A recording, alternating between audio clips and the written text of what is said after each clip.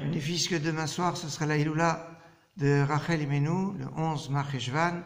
Je crois qu'il est nécessaire que je vous parle un petit peu de Rachel Imenu.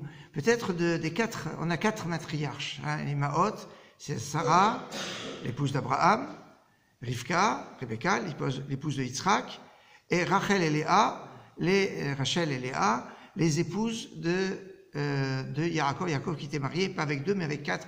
Bon, les autres, c'était Bilha et Zilpa. On en reparlera une autre fois. Il y a quatre Imaot, Sarah, Rivka, Rachel et Léa. Mais des quatre Imaot, celle qu'on évoque le plus comme Imenu, c'est Sarah Imenu, c'est Rivka Imenu, c'est Léa Imenu, mais celle qui est plus au top 5 des Imenu, c'est Rachel Imenu. Pourtant, s'il y a bien une des matriarches qui aurait pu ne pas être Imenu, c'est bien elle.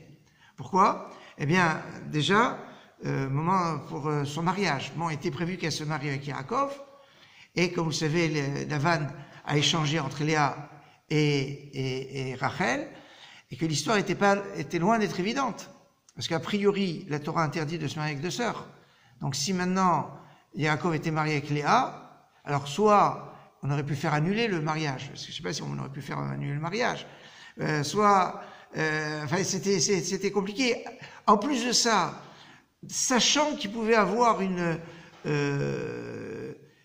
supercherie de Lavan, Rachel et Yaakov avaient convenu des codes, des secrets, pour ne pas... Et Rachel a trahi ses secrets au bénéfice de sa sœur pour que sa sœur ne soit pas humiliée.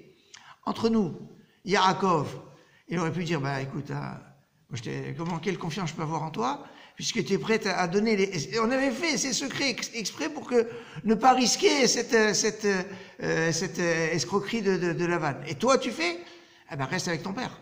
C'est ce que Yaakov, il aurait pu largement lui dire. Et finalement, Yaakov, non. Il va accepter et donc, finalement, elle se marie avec Yaakov. Il y a Bilha et Zilpa, des servantes qui sont aussi mariées avec Yaakov. Tout le monde a des enfants, sauf Rachel. Léa, les enfants les uns derrière les autres. Bilha, Zilpa, ils ont tous. Une n'a pas d'enfant. Jusqu'au moment où elle va voir Yaakov et dit, donne-moi des enfants, sinon je vais mourir. Et Yaakov dit, écoute, c'est pas moi qui décide, j'y peux rien.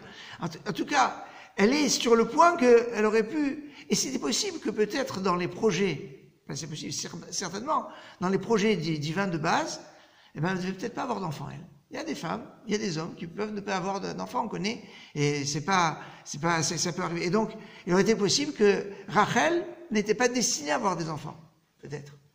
Bon, finalement, non seulement elle va en avoir deux, et en donnant naissance au deuxième, elle donne sa vie, puisque c'est en donnant naissance à Binyamin, à Benjamin, qu'elle est Niftera. Donc c'est aussi, en plus d'être la Hiloula de Rachel, c'est le jour de la naissance de Binyamin, et si c'est le jour de la naissance de Binyamin, c'est aussi le jour de la Hiloula de Binyamin.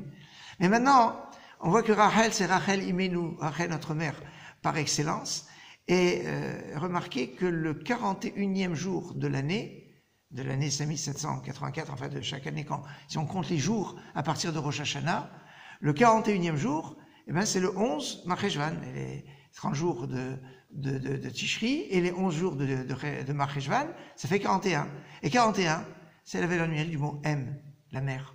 Donc ça veut dire que le jour de la Hiloula de Rachel Imenu, c'est pas la fête des mères, mais c'est la fête en l'honneur de la mère, et par excellence, puisque c'est le jour 41 de l'année, et c'est pas pour rien que c'est justement la Hiloula de Rachel Imenu, celle qui aurait pu tout avoir pour ne pas être ni l'épouse de Yaakov, ni une mère, et qui a été Akeret Abayit, l'essentiel, la femme principale de Yaakov, et la mère de Yosef et Binyamin, et tous on se réclame de Rachel Imenu.